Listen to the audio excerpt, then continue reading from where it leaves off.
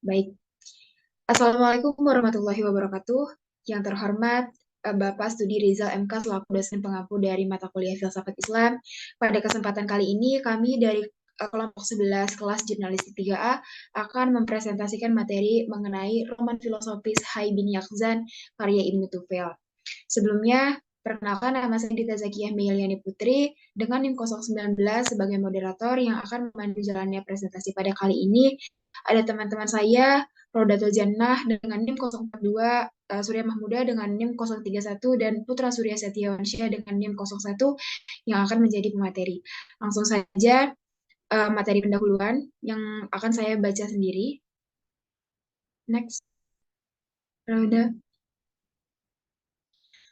Nah, Abu Basar, begitulah orang Eropa menyebut ilmuwan Muslim terkemuka di abad ke-12 Masehi itu. Sejarah peradaban Islam biasa menyebutnya dengan nama Ibnu Tufail. Sejatinya dokter sekaligus filsuf besar di kejayaan Islam Spanyol itu bernama lengkap Abu Bakar Muhammad Ibnu Abdul Malik Ibnu Muhammad Ibnu Al-Aqaisi. Ibnu Tufail merupakan salah satu filsafat dan ilmuwan muslim dari sekian banyaknya seperti Al-Ghazali, Ibnu Khaldun, Ibnu Sina, Ibnu Rushd, dan filsafat serta ilmuwan muslim lainnya. Ibnu Tufail hidup di masa yang sama dengan Ibnu Bajjah dan Ibnu Rushd, di mana pada saat itu dia berstatus sebagai murid Ibnu Bajjah dan menjadi guru dari Ibnu Rushd. Dan ketiga ilmuwan ini terkenal dan ikut turut menopang perkembangan peradaban Islam Spanyol. Ibnu Tufail wafat pada tahun 1182 Masehi dan dia menunjuk Ibnu Rushd sebagai penggantinya. Selain dikenal sebagai seorang filsafat dan ilmuwan muslim yang hebat, Ibnu Tufail juga terkenal dan disegani karena karya spektakuler yaitu karyanya yang berjudul Hai Ibnu Yaqzan. Di mana dalam karya ini Ibnu Tufail membahas tentang dua sisi kehidupan di dua pulau, yaitu antara kehidupan individu dengan kehidupan masyarakat sosial.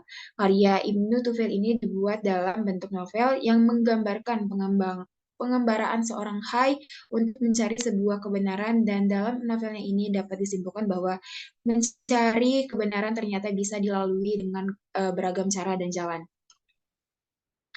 Masuk ke pembahasan, yaitu pengertian filsafat. Rauda, boleh? Nah, pengertian filsafat ini merupakan ucapan Arab yang ditransfer dari bahasa Yunani atau filosofia yang terdiri dari uh, dua suku katanya itu yaitu Philo dan Sophia. Philo artinya cinta dan Sophia artinya hikmah atau kebenaran. Dengan demikian, Sophia kemudian disebut filsafat dapat diartikan sebagai cinta hikmah atau cinta kebenaran. Menurut Abu Bakar Aceh, dikutip dari keterangan Marcus Lius Cicero pada tahun 106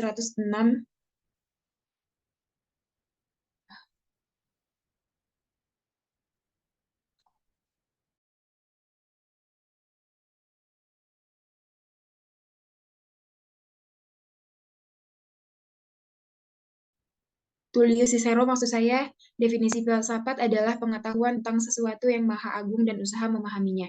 Sementara menurut Al-Farabi, filsafat adalah ilmu pengetahuan tentang alam, maujud, dan menyelidiki hakikatnya. Sementara itu, Immanuel Kant mengartikan filsafat sebagai ilmu dasar dan pangkal segala pengetahuan yang mencakup persoalan-persoalan metafisika, yang menjawab pertanyaan apa yang dapat diketahui manusia, persoalan etika yang menjawab apa yang boleh dikerjakan manusia, persoalan agama yang menjawab sampai di mana harapan manusia, serta antropologi yang akan menjawab pertanyaan apakah yang dinamakan manusia.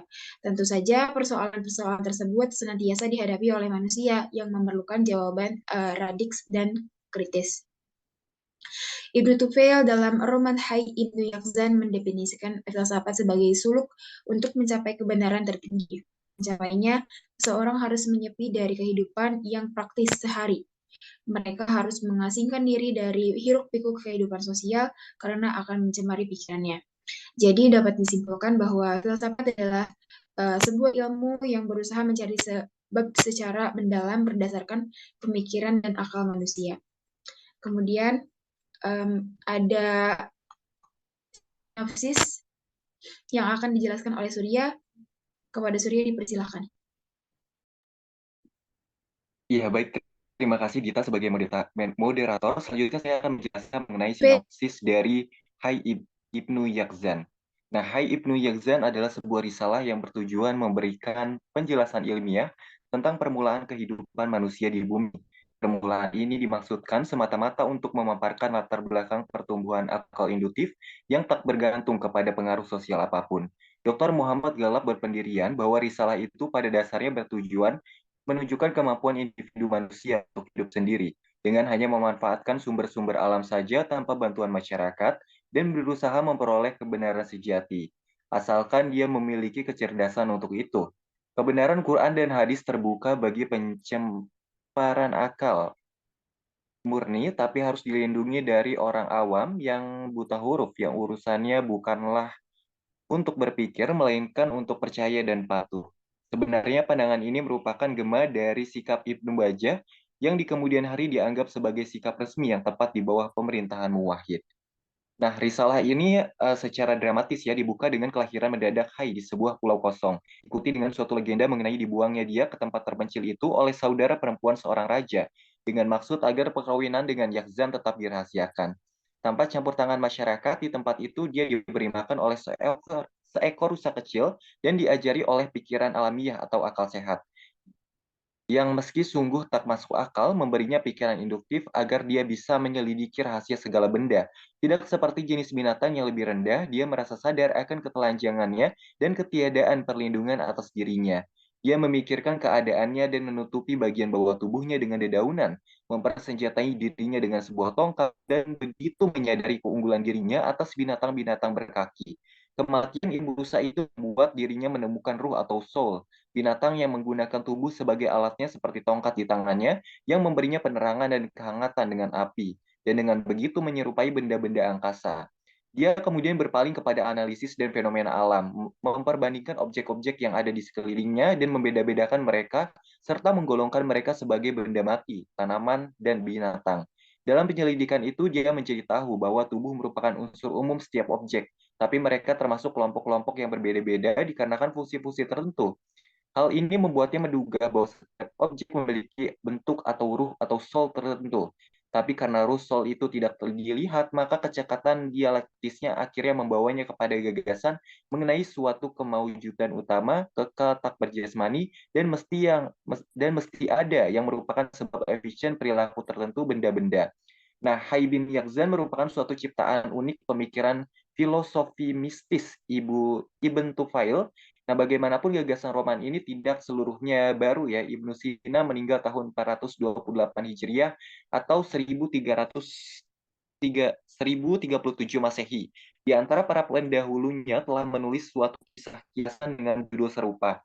Tapi persamaannya sampai di situ saja. Cerita Ibnu Sina yang didramatisasi mengisahkan bagaimana dia suatu hari bersama beberapa teman pergi berkelana di sekitar sebuah kota dan tiba-tiba bertemu seorang lelaki tua, bin Yakzan, dan minta kepadanya agar diizinkan menemaninya dalam pengembaraannya yang tiada akhir. Tapi orang tua itu menyahut bahwa mustahil bagi Ibnu Sina dikarenakan oleh teman-temannya yang tak mungkin ditinggalkannya. Nah, dalam kiasan ini, Ibnu Sina sendiri mencermati jiwa rasional. Teman-temannya mencerminkan berbagai indera dan orang tua itu Hai bin Yakzan akal aktif. Nah, dalam karya Ibnu Sina dengan demikian, tokoh Hai menggambarkan spirit manusia super, tetapi tokoh utama dalam karya Roman Tufail tampaknya merupakan personifikasi spirit alamiah manusia yang disinari dari atas dan bahwa spirit itu mesti sesuai dengan ruh Muhammad bila dipahami secara benar yang ucapan-ucapannya mesti ditafsirkan secara kiasan seperti itu. Nah, pengaruh yang sangat nyata sekali ya yang tampak dalam yang telah mewarisi struktur dasar roman Ibnu Tufail yaitu pengaruh Ibnu Bajjah pendahulunya yaitu seorang rasionalis tokoh Hai yang sendirian dan berpikiran metafisikal hanyalah bentuk ekstrim dari manusia sendirian. Nah, dalam karya Ibnu Bajjah, Tadbir al-Mawahid, bagaimanapun meski ia mengakui pentingnya kesendirian untuk mengembangkan nalar teoritis, Ibnu Tufail merasa agak tak puas atas penandasan sepihak Ibnu Bajjah atas peranan nalar dalam memperoleh kebenaran sejati. agak simpatik keluhannya tentang ketidaksempurnaan tadbir al-Mutawahhid Ibnu Bajah. Nah, keinginannya untuk meniadakan ketidaksempurnaan inilah yang mendorong Ibnu Tufail menciptakan Hayy bin Yaqzan. Dan karena pengaruh Ghazali dan barangkali juga pengaruh Suhrawardi Matkul, tokoh Persia yang hidup sezaman dengannya, yang membuat dia menambah nalar dengan ekstase dalam menuju dunia surgawi. Nah, kerangka romantis kisah Hayy bin Yaqzan ini memang tidak asli dan berasal dari Alexandria ya, bahkan mungkin dari Persia. Nah, bagaimanapun Ibnu Tufail yang mengubah sebuah kisah sederhana menjadi sebuah roman yang mengandung makna filosofis yang unik. Nah, ketajaman filosofislah bukanlah ketajaman imajinasi puitis yang menandai kebaruan risalah itu dan membuatnya menjadi salah satu dari buku-buku paling asli zaman pertengahan. Nah, roman Hayy bin Yaqzan adalah cara Ibnu Tufail menjelaskan tentang al-hikmah al-masyrikiyah, yaitu pengalaman mistik sebagai kebenaran dan kebahagiaan tertinggi yang bisa dicapai melalui refleksi filosofis murni atau dengan interpretasi metaforis atau simbol-simbol keagamaan. Yang menurut Ibnu Tufail, filsafat adalah suluk untuk mencapai kebahagiaan tertinggi. Untuk mencapainya seseorang harus menyepi dari kehidupan yang praktis sehari. Mereka harus mengasingkan diri dari hiruk-pikuk kehidupan sosial karena akan mencemari pemikirannya seperti itu. Selanjutnya ada dua versi ya tentang kehidupan Hayy Ibnu Yaqzan. Yang versi pertama, dia dilahirkan oleh saudari raja yang dikawini Yaqzan secara rahasia. Lalu yang versi kedua adalah Hayy adalah anak alam, yaitu satu kisah yang menyebutkan hayuan dari perpohonan yang tidak disebutkan jenisnya seperti itu. Nah, mungkin itu saja Dita yang dapat saya sampaikan tentang sinopsis. Saya kembalikan kembali ke moderator. Terima kasih.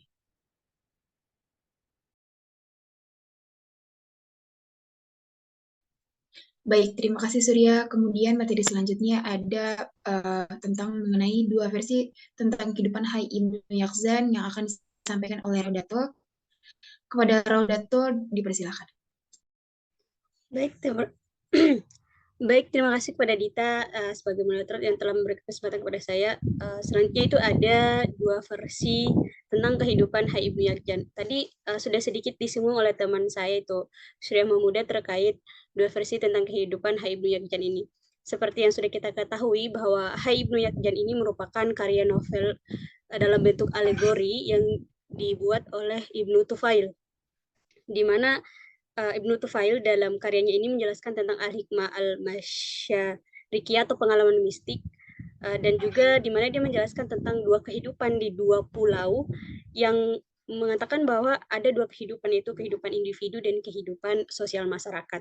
Nah, di versi tentang kehidupan Ibnu Yaqzan itu ada dua ya. Versi yang pertama itu ia dilahirkan oleh saudari raja yang dikawini Yaqzan secara rahasia. Nah, karena ibunya Hayy itu takut perkawinan ini diketahui oleh raja, maka setelah lahir Hayy dimasukkan ke dalam peti lalu dihanyutkan ke laut. Kemudian Hayy terdampar pada suatu pulau yang tidak dihuni oleh manusia di Kepulauan Hindia yang diluati khatulistiwa, yaitu Pulau Wak-Wak. Nah, kemudian untuk versi keduanya itu adalah Hayy itu merupakan anak alam. Satu kisah yang menyebutkan Hayy itu dibuahkan dari suatu perpohonan yang tidak disebutkan jenisnya. Kisah lain juga menceritakan bahwa Hayy ini berasal dari tanah yang merah, dari perut bumi. Kemudian berproses menjadi seorang bayi. Hayy bayi dipelihara oleh seekor kijang betina yang kematian anak sampai Hayy dapat mengenal lingkungan sekitarnya. Lalu Allah mengaruniainya kecerdasan yang luar biasa. Karenanya dapat menemukan api, memuat berbagai alat, perisai dan senjata, bahkan ia sanggup mengenal hakikat tertinggi di alam wujud dan di alam metafisik. Tak hanya itu, ia juga dapat mengenal semuanya melalui jalan filsafat. Jalan itulah yang mendorongnya untuk berusaha melalui cahaya yang filosofis untuk mencapai kesatuan dengan Tuhan. Untuk mencapai tujuannya itu, Hayy masuk ke dalam gua, berpuasa terus-menerus selama 40 hari, dan juga berusaha sekuat-kuatnya untuk memisahkan akal pikirannya dari dunia luar. Seperti tadi yang sudah dijelaskan bahwa dalam kisah itu tersebut, Hayy bin Yaqzan itu menepi sendiri-sendiri agar tidak terpengaruh pemikirannya dengan hal-hal yang tidak baik gitu. Kemudian selanjutnya itu ada 7 fase tentang kehidupan Hayy Ibnu Yaqzan. Nah, fase pertama itu seperti tadi yang dijelaskan juga ya, dia dipelihara seekor kijang hingga ia dapat belajar tindak tanduk, bahasa hewan di sekelilingnya, mulai menutupi tubuhnya, membuat tempat berteduh, dan mempersenjatai dirinya. Bahkan ia juga sudah mulai belajar menyimpan bahan makanan untuk persiapan. Kemudian fase yang kedua, ketika kijang yang memeliharanya mati, itu Hai berusaha untuk mengetahui penyebab kematian kijang tersebut dan kematian binatang-binatang lainnya. Kemudian dari penyelidikan tersebut, dia menyimpulkan adanya jiwa yang merupakan daya sentral dan bersifat imateri. Jiwa tersebut berfungsi sebagai penggerak jasad binatang-binatang. Kemudian Hai Ibnu Yakjan juga menemukan hal itu setelah melakukan pembedahan terhadap mayat-mayat binatang. Pada tahap ini pula, dia mengetahui fungsi setiap anggota badan dan daya yang menggeraknya. Kemudian fase ketiga, Hai juga mulai mengetahui api, kegunaan dan sumbernya. Dari pemikirannya tentang ini, ia sampai kepada kesimpulan bahwa adanya kausalitas yang menyebabkan adanya tertib alam dan akal budi. Mungkin juga ada sebab dan akibat. Kemudian fase keempat, yaitu Hai mulai mengetahui kesatuan dan keberagaman pada jasad dan jiwa yang telah diamatinya. Pada tahap ini, dia telah sampai kepada generalisasi dan klasifikasi berdasarkan kesatuan dan keberagaman itu. Kemudian fase kelima, Hai juga melihat ke atas dan memperhatikan benda-benda langit dari pengamatannya itu, ia mengetahui astronomi. Namun yang lebih penting, dengan melihat ketertiban dan keteraturan serta penggerakan dan perubahan, dia memikirkan kesamaan dengan bumi atau makhluk bumi dan menyimpulkan kepastian adanya penggerak tertentu yang sama untuk semuanya. Nah, fase ke-6 itu Hai menegaskan bahwa perbedaan perjalanan antara jasad dan materi dengan jiwa yang kepastiannya ada penggerak yang disebut wajib al-wujud. Menurutnya, asal alam materi itu tidak memungkinkan materi lagi, karena jika demikian, tentulah ada rangkaian materi yang tidak pernah berunjung atau tasalsul. Nah, jadi asal pertama ini haruslah imateri dan wajib atau al-wujud.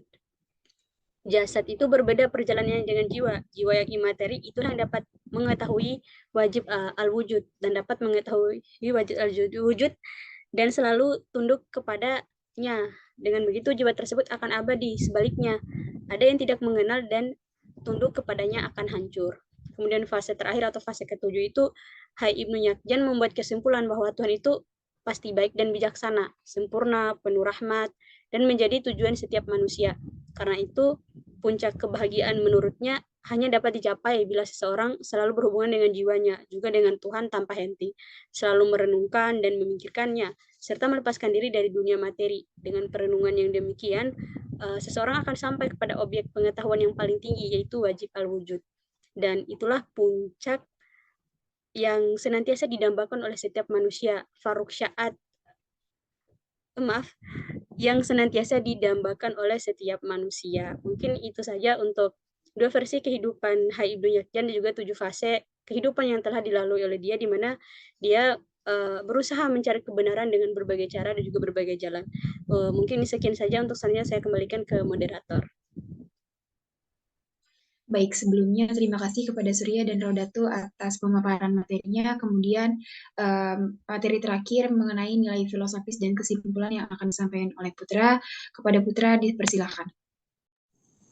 Oke, terima kasih Dita atas kesempatannya. Saya di sini akan menjelaskan tentang nilai filosofis.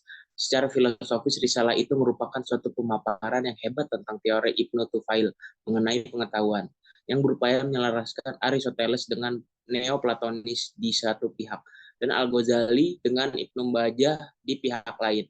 Al-Ghazali sangat kritis dan dogmatis terhadap rasionalisme Aristoteles, tapi Ibnu Bajjah adalah pengikut setia Aristoteles. Ibnu Tufail mengikuti jalan tengah, menjembatani jurang pemisah antara dua pihak itu. Sebagai seorang yang analis, dia memiliki pihak Ibnu Bajjah dalam melawan Al-Ghazali dan mengubah tasawuf menjadi rasionalisme. Sebagai seorang ahli tasawuf, dia memihak Al-Ghazali dalam melawan Ibnu Bajjah dan mengubah metode Al-Ghazali. Keduanya sama sebagian. Lalu, menurut Ernest Renan, nilai filosofis dari kisah Hai Ibnu Yakjan adalah kisah fenomenal yang berhasil memotret secara jujur pengembaraan seorang manusia yang harus akan hakikat segala sesuatu, yang dimana sepeninggalan ibu rusanya Hai Ibnu Yakjan banyak merenung sepanjang sejarah antara ruh sebagai sebab kehidupan bagi makhluk hidup. Selain itu juga Hai Ibnu Yakjan kemudian banyak merenung tentang sekitarannya, tentang mineral, tumbuhan, hewan, bahkan benda-benda langit, yang pada akhirnya mengantarkannya pada suatu simpulan. Lalu di sini saya akan menyampaikan kesimpulannya. Kesimpulannya secara filosofis, karya Ibnu Tufail, Hai Ibnu Yaqzan, merupakan penjelasan besar tentang teori ilmu pengetahuan yang berupaya menyelaraskan Aristoteles dengan Neoplatonis di satu sisi dan Al-Ghazali dengan Ibnu Bajjah di sisi lain. Ibnu Tufail mengikuti jalan tengah menjembatani kesenjangan antara dua pihak. Lalu mengubah tasawuf menjadi rasionalisme. Sebagai seorang ahli tasawuf, ia memihak Al-Ghazali dalam memerangi Ibnu Bajjah. Lalu dalam karyanya yang berjudul Hai Ibnu Yaqzan, Ibnu Tufail menjelaskan tentang dua kehidupan, yaitu yang pertama kehidupan individu dan kehidupan sosial masyarakat. Selain itu dalam karyanya tersebut Ibnu Tufail juga menjelaskan tentang jalan mencari kebenaran yang bisa dicari melalui berbagai macam cara dan jalan. Lalu nilai filosofis dari kisah ini adalah kisah fenomenal yang berhasil memotret secara jujur pengembaraan seorang manusia yang haus akan hakikat segala sesuatu. Dan menurut Ibnu Tufail, filsafat adalah suluk untuk mencapai kebahagiaan tertinggi. Untuk mencapainya, seseorang harus menyepi dari kehidupan yang praktis sehari. Mereka harus mengasingkan diri dari hiruk-pikuk kehidupan sosial karena akan mencemari pikirannya. Sekian dari saya kembalikan ke moderator.